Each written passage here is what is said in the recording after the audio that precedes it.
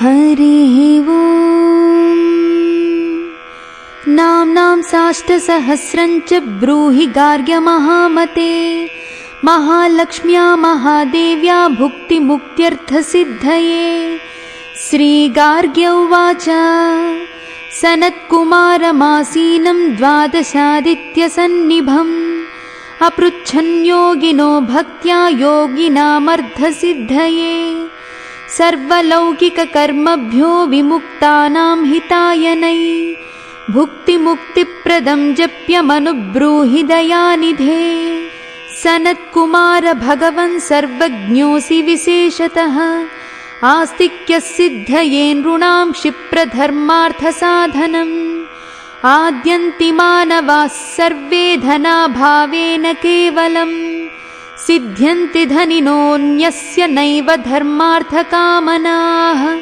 दारिद्र्यध्वंसिनी नाम केन विद्या प्रकीर्तिता केन वा ब्रह्मविद्यापि केन मृत्युविनाशिनी।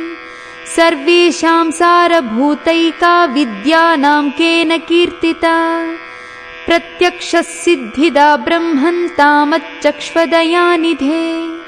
सनत्कुमार उवाच साधुपृष्टं महाभागा सर्वलोकहितैषिणी। महातामेष धर्मश्च नान्येषामिति मे मतिः। ब्रह्म विष्णु महादेव महेन्द्रादिमहात्मभिः सम्प्रोक्तं कथयां यद्य लक्ष्मी नाम सहस्रकम्। यस्योच्चारणमात्रेण दारिद्र्यान्मुच्यते नरः किं पुनस्तज्जपाज्ञापि सर्वेष्टार्थानवाप्नुयात्। अस्य श्रीलक्ष्मी दिव्यसहस्रनामस्तोत्र महामन्त्रस्य आनन्दकरमचिक्लीतेन्दिरासुतादयो महात्मानो महर्षयः अनुष्ठुप् विष्णुमायाशक्ति महालक्ष्मीः परा देवता। श्रीमहालक्ष्मी प्रसादद्वारा सर्वेष्टार्थसिद्ध्यर्थे जपे विनियोगः। क्रौमित्यादि षडङ्गन्यासः।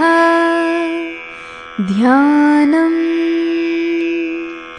पद्मनाभप्रियां देवीं पद्माक्षीं पद्मवासिनीं पद्मवक्त्रां पद्महस्तां वन्दे पद्मामहर्निशम्। पूर्णेन्दुबिम्बवदनां रत्नाभरणभूषितां वरदाभयहस्ताभ्यं ध्यायेच्चन्द्रसहोदरीम्। इच्छारूपां भगवतः सच्चिदानन्दरूपिणीं सर्वज्ञां सर्वजननीं विष्णुवक्षस्थलालयां दयालुमनिसं ध्यायेत् सुखसिद्धिस्वरूपिणीम्। हरिः ओम्। नित्यागतानन्तनित्यानन्दिनी जनरञ्जनी नित्यप्रकाशिनी चैव स्वप्रकाशस्वरूपिणी।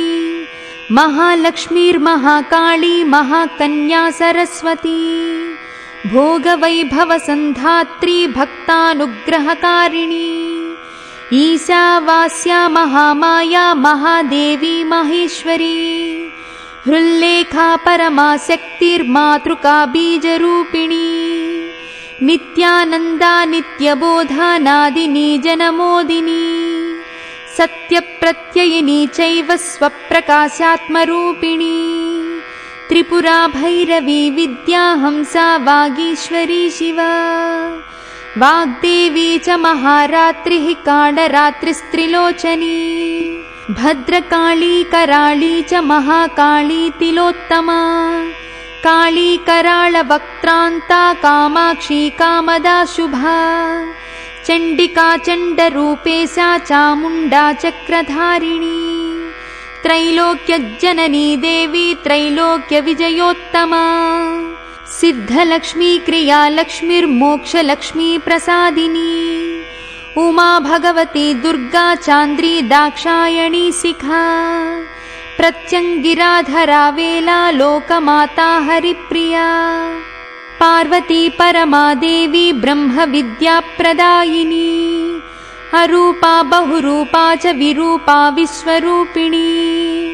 पञ्चभूतात्मिका वाणी पञ्चभूतात्मिका परा कालिका पञ्चिका वाग्नी हविः प्रत्यधिदेवता देवमाता सुरेशान वेदगर्भाम्बिका धृतिः संख्या जातिः क्रियाशक्तिः प्रकृतिर्मोहिनी मही यज्ञविद्या महाविद्या गुह्यविद्या विभावरी ज्योतिष्मती महामाता सर्वमन्त्रफलप्रदा दारिद्र्यध्वंसिनी देवी हृदयग्रन्थिभेदिनी सहस्रादित्यसंकाशा चन्द्रिका चन्द्ररूपिणी गायत्री सोमसम्भूतिः सावित्री प्रणवात्मिका शाङ्करी वैष्णवी ब्राह्मी सर्वदेव नमस्कृता सेव्या दुर्गा कुबेराक्षी करवीरनिवासिनी जया च विजया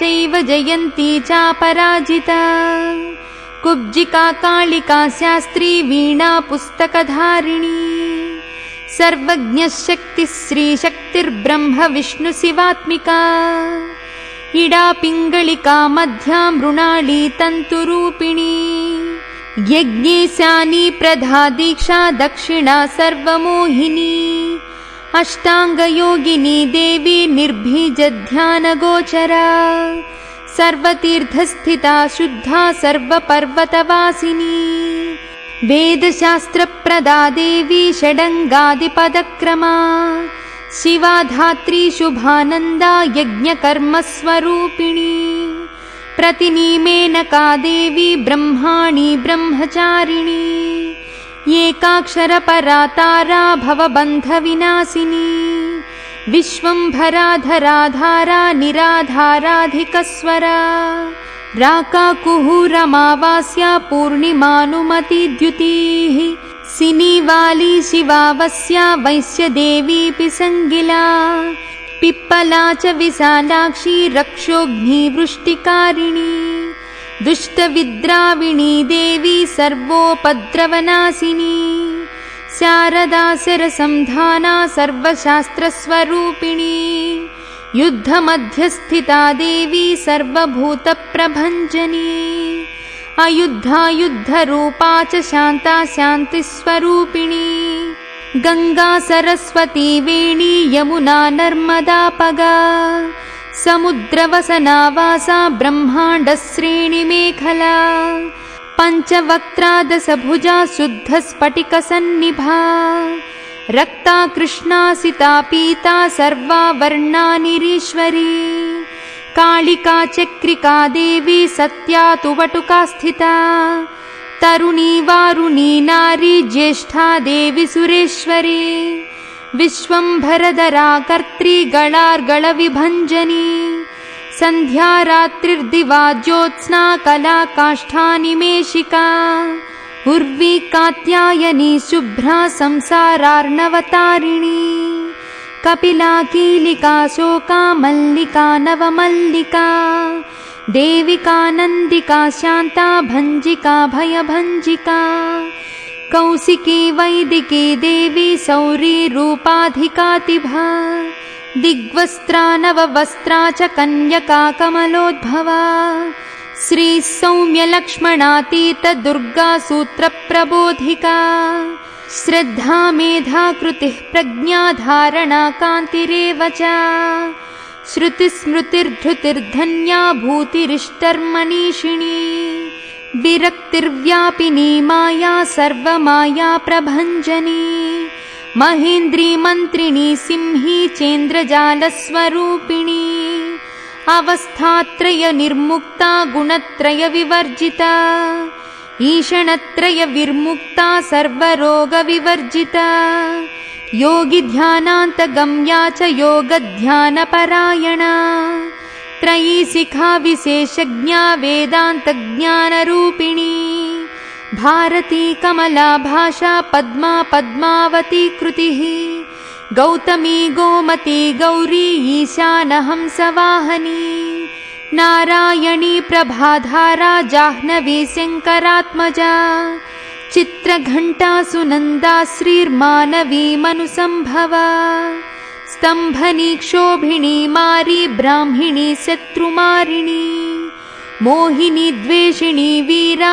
अघोरा रुद्ररूपिणी रुद्रैकादशिनी पुण्या कल्याणी लाभकारिणी देवदुर्गा महादुर्गा स्वप्नदुर्गाष्टभैरवी सूर्यचन्द्राग्निरूपा च ग्रहनक्षत्ररूपिणी बिन्दुनादकलातीता बिन्दुनादकलात्मिका दशवायुजयाकारा कला षोडशसंयुता कास्यपी कमला देवी नादचक्रनिवासिनी मृडाधारा स्थिरा गुह्या देविका चक्ररूपिणी अविद्या सार्वरी भुञ्जा जम्भासुरनिबर्हिणी श्रीकाया श्रीकला शुभ्रा कर्म निर्मूलकारिणी आदिलक्ष्मीर्गुणाधारा पञ्चब्रह्मात्मिका परा श्रुतिर्ब्रह्ममुखावासा सर्वसम्पत्तिरूपिणी मृतसञ्जीविनी मैत्री कामिनी कामवर्जिता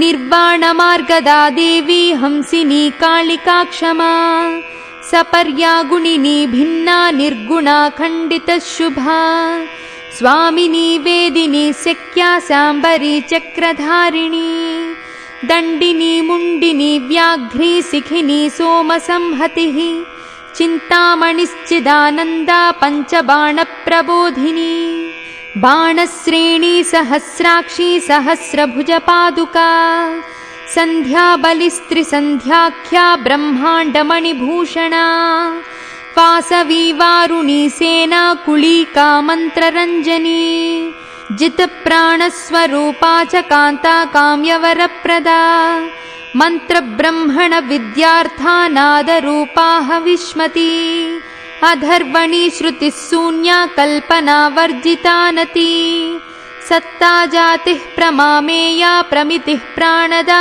गतिः अपर्णा पञ्चवर्णा च सर्वदा भुवनेश्वरी त्रैलोक्यमोहिनी विद्या सर्वभर्तृक्षराक्षरा हिरण्यवर्णा हरिणी सर्वोपद्रवनाशिनी कैवल्यपदवी रेखा सूर्यमण्डलसंस्थिता सोममण्डलमध्यस्था वह्निमण्डलसंस्थिता वायुमण्डलमध्यस्था व्योममण्डलसंस्थिता चक्रिका चक्रमध्यस्था चक्रमार्गप्रवर्तिनी कोकिलाकुलचक्रेशा पक्षतिः पङ्क्तिपावनी सर्वसिद्धान्तमार्गस्था षड्वर्णावरवर्जिता शतरुद्रहरा हन्त्री सर्वसंहारकारिणी पुरुषा पौरुषी तुष्टिः सर्वत्र प्रसूतिका अर्धनारीश्वरी देवी सर्वविद्याप्रदायिनी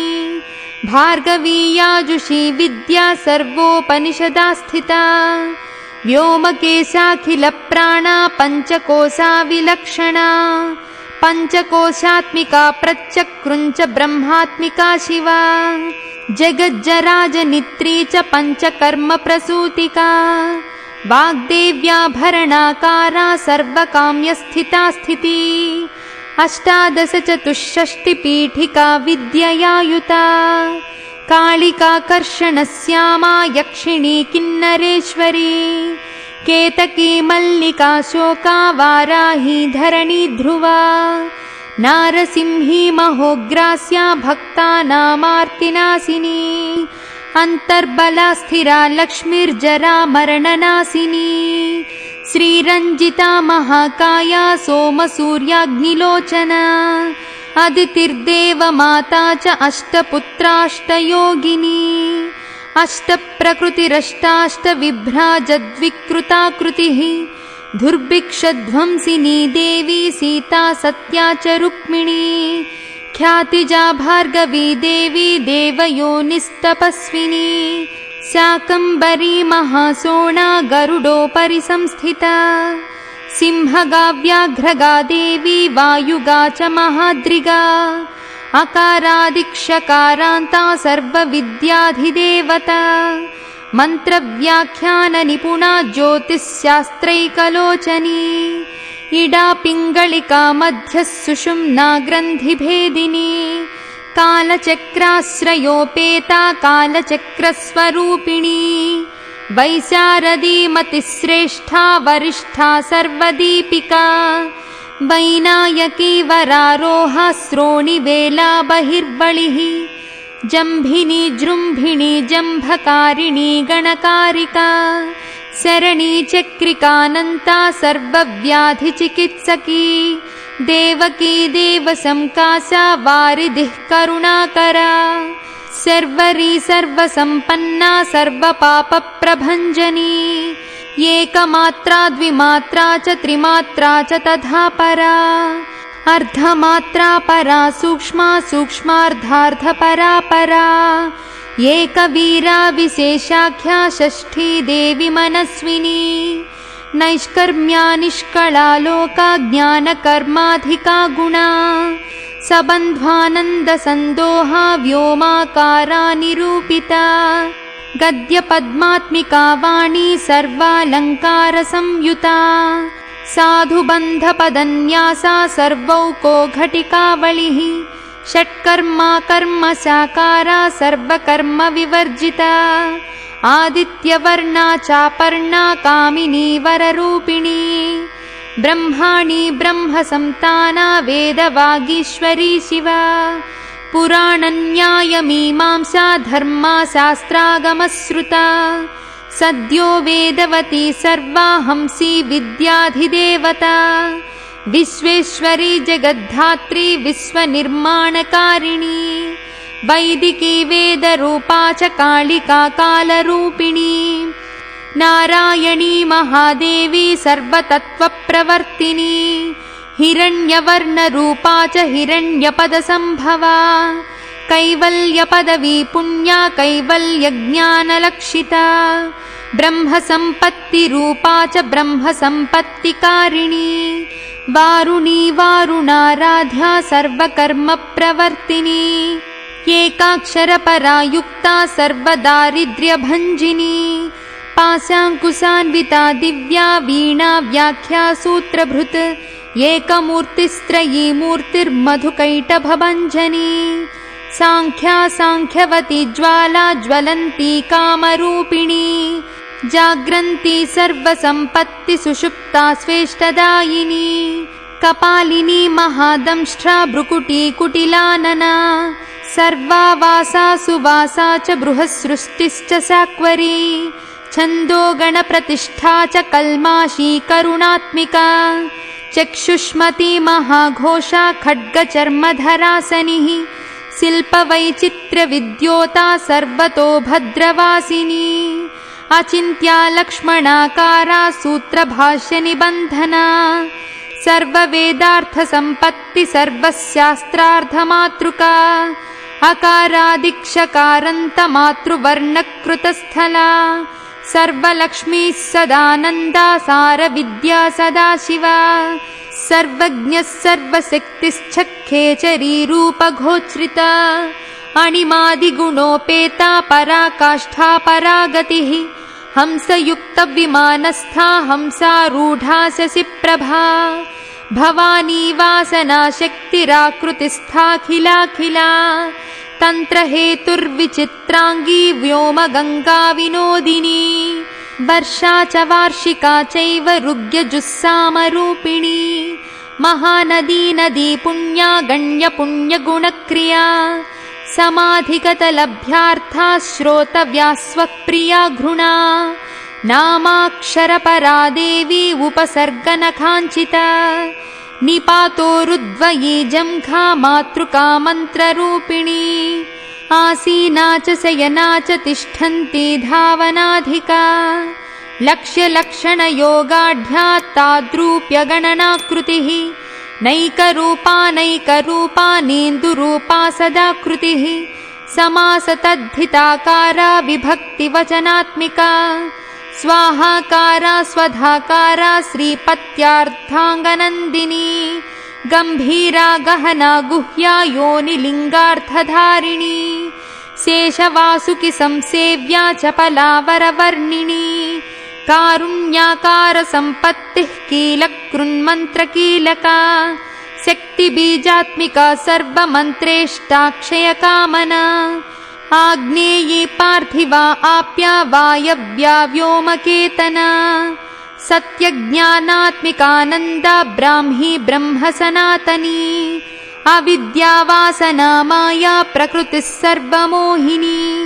शक्तिर्धारणशक्तिश्च चिदचिच्छक्तियोगिनी वक्त्रारुणा महामाया मरीचिर्मदमर्दिनी विरट् स्वाहा स्वधा शुद्धा निरूपास्ति सुभक्तिगा विरूपिता द्वयी विद्या नित्या नित्यस्वरूपिणी वैराजमार्गसञ्चारा सर्वसत्पथदर्शिनी जालन्धरी मृडानी च भवानी भवभञ्जनी त्रैकालिकज्ञानतन्तुस्त्रिजालज्ञानदायिनी नादातीता स्मतिः प्रज्ञा धात्रिरूपा त्रिपुष्करा पराजिता विधानज्ञा विशेषितगुणात्मिका हिरण्यकेशिनी हेमा ब्रह्मसूत्रविचक्षणा असङ्ख्येयपदार्थान्तस्वरव्यञ्जनवैखरी मधुः जिह्वा मधुमती मधुमासोदया मधुः माधवी च महाभागा मेघगम्भीरनिस्वना ब्रह्म विष्णु महेशादिज्ञातव्यार्थविशेषगा नाभौ वह्निशिखाकारा ललाटे चन्द्रसन्निभा भ्रूमध्ये भास्कराकारा सर्वताराकृतिः हृदि कृत्तिकादिभरण्यन्तनक्षत्रेश्चर्चितोदया ग्रहविद्यात्मिका ज्योतिर्ज्योतिर्विन्मतिजीविका ब्रह्माण्डगर्भिणी बाला सप्तावरणदेवता वैराजोत्तमसाम्राज्या कुमारकुशलोदया भगला भ्रमराम्बा च शिवदूती शिवात्मिका मेरुविन्द्याधिसंस्थाना काश्मीरपुरवासिनी योगनिद्रा महानिद्रा विनिद्रा राक्षसाश्रिता सुवर्णदा महागंगा पंचाख्या पंचसंहतिः सुप्रजाता सुवीर्या च सुपोषा सुपतिः शिवा सुगृहा रक्तबीजान्ता हतकन्दर्पजीविका समुद्रव्योम मध्यस्था समबिन्दुसमाश्रया सौभाग्यरसजीवातुः सारासारविवेकदृक् त्रिवल्यादिसुपुष्टाङ्गा भारती भरताश्रिता नादब्रह्ममयी विद्या ज्ञानब्रह्ममयी परा ब्रह्मनाडी निरुक्तिश्च ब्रह्मकैवल्यसाधना कालकेयमहोदार वीर्यविक्रमरूपिणी बडबाग्निशिखा वक्त्रा महाकबलतर्पणा महाभूता महादर्पा महासारा महाक्रतुः पंचभूता महाग्रासा पंचभूतादिदेवता सर्वप्रमाणसम्पत्ति सर्वरोगप्रतिक्रिया ब्रह्माण्डान्तर्बहिर्व्याप्ता विष्णुवक्षो विभूषिणी शाङ्करीभिधिवक्त्रस्था प्रवरा परहेतुकी हेममाला शिखामाला त्रिशिखा पञ्चलोचनी सर्वागमसदाचारा मर्यादा यातु भञ्जनी पुण्यश्लोकप्रबन्धाढ्या सर्वान्तर्यामि रूपिणी सामगानसमाराध्य श्रोतृकर्णरसायना जीवलोकैकजीवातुर्भद्रोदारविलोकना तटित्कोटिलसत्कान्तिस्तरुणी हरिसुन्दरी मीननेत्रा च नेन्द्राक्षि विशालाक्षी सुमङ्गला सर्वमङ्गलसम्पन्ना साक्ष्मान्मङ्गलदेवता देहहृद्दीपिका दीप्तिर्जिह्मपापप्रणाशिनी अर्धचन्द्रोलसद्भ्रंष्टा यज्ञवाटी विलासिनी महादुर्गा महोत्साहा महादेवबलोदया डाकिनीढ्या साकिनीढ्या समस्तजुट निरङ्कुशानाकवन्द्या षडाधाराधिदेवता भुवनज्ञाननिःश्रेणी भुवनाकारवल्लरी शाश्वती शाश्वताकारा लोकानुग्रहकारिणी सारसी मानसी हंसी हंसलोकप्रदायिनी चिन्मुद्रालङ्कृतकरा कोटिसूर्यसमप्रभा सुखप्राणिशिरोरेखा सददृष्टप्रदायिनी सर्वसाङ्कर्यदोषघ्निग्रहोपद्रवनाशिनी क्षुद्रजन्तुभयग्नी च विषरोगादिभञ्जनी सदा शान्ता सदा शुद्धा गृहच्छिद्रनिवारिणी कलिदोषप्रशमनी कोलाहलपुरस्थिता गौरी लाक्षणिकी मुख्या जगन्याकृतिवर्जिता माया विद्या मूलभूता वासवी विष्णुचेतना वादिनी वसुरूपा च वसुरत्नपरिच्छदा छान्दसी चन्द्रहृदया मन्त्रस्वच्छन्दभैरवी वनमाला वैजयन्ती पञ्चदिव्यायुधात्मिका पीताम्बरमयी चञ्चत् कौस्तुभाहरिकामिनी नित्या तद्ध्या रमा रामा रमणी मृत्युभञ्जनी ज्येष्ठा काष्ठादनिष्ठान्ता शराङ्गी निर्गुणप्रिया मैत्रेयी मित्रविन्दा च शेष्यशेषकलाशया वाराणसी वासलभ्या आर्यावर्तजनस्तुता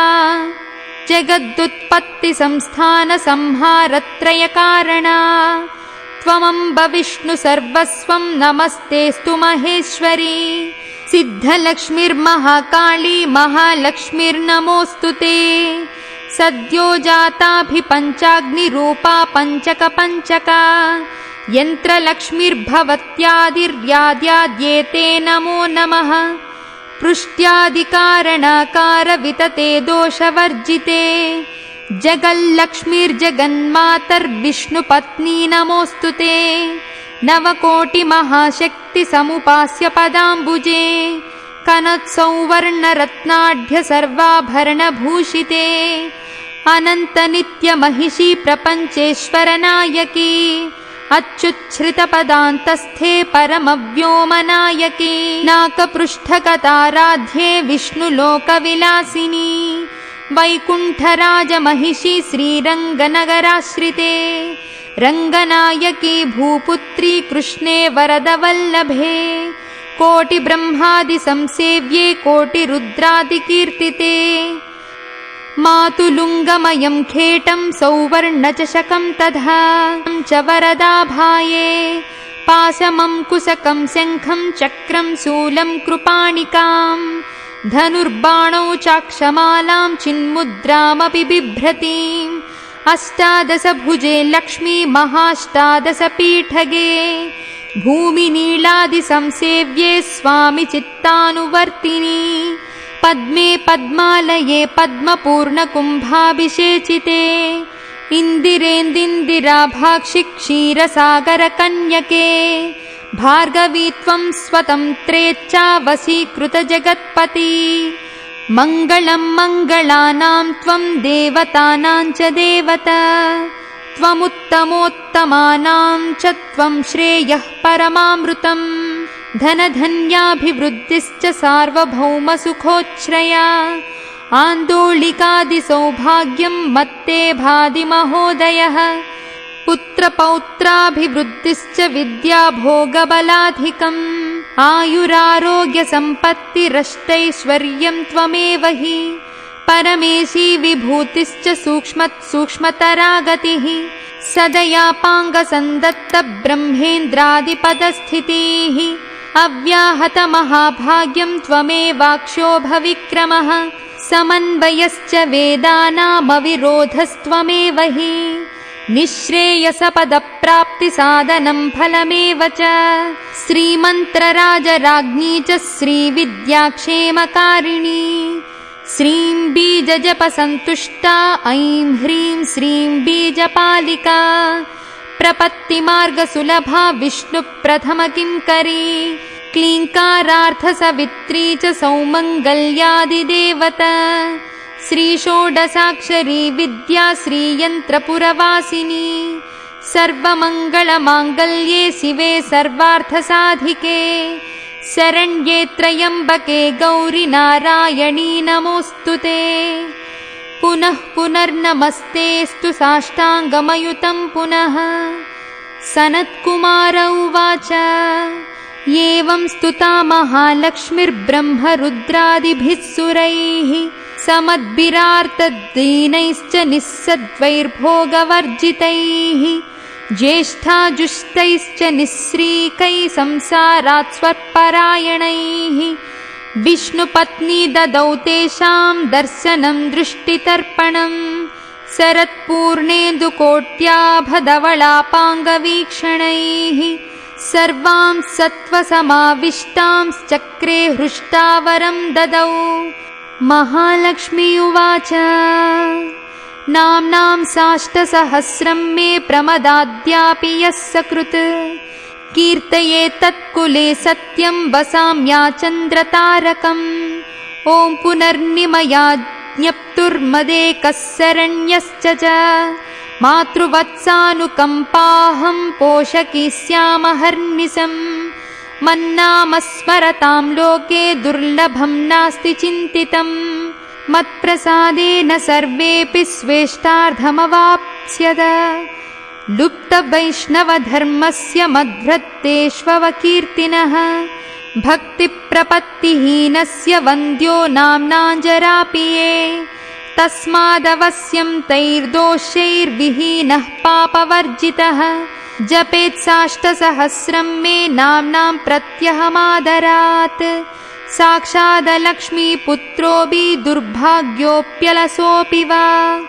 अप्रयत्नोऽपि मूढोऽपि विकलः पतितोऽपि च अवसात् प्राप्नुयाद्भाग्यं मत्प्रसादेन केवलम् स्पृहेयमचिराद्देवाः वरदानाय जापिनः ददामि सर्वमिष्टार्थं लक्ष्मीति स्मरतां ध्रुवम्। सनत्कुमार उवाच इत्युक्त्वान्तर्धदे लक्ष्मी वैष्णवी भगवत्कला इष्टापूर्ता च सुकृतं भागधेयं च चिन्तितम् स्वस्थानं च भोगं च विजयं लेभिरे सुराः तदेतत्प्रदाम्यद्य लक्ष्मी नाम सहस्रकम् योगिनः पठति क्षिप्रं चिन्तितार्थनवाप्स्यधा। गार्ग्य उवाच सनत्कुमार योगीन्द्र इत्युक्त्वा सदयानिधिः अनुगृह्य ययौ क्षिप्रं तांश्च 12 योगिनः तस्मादेतद्रहस्यं च गोप्यं जप्यं प्रयत्नतः अष्टम्यां च चतुर्दश्यां नवम्यां भृगुवासरे पौर्णमास्याममायां च सर्वकाले विशेषतः जपेद्वा नित्यकार्येषु सर्वान् कामान् अवाप्नुयात्। इति श्रीस्कन्दपुराणे सनत्कुमारसंहिताया श्रीलक्ष्मीसहस्रनामस्तोत्रं समाप्तम्।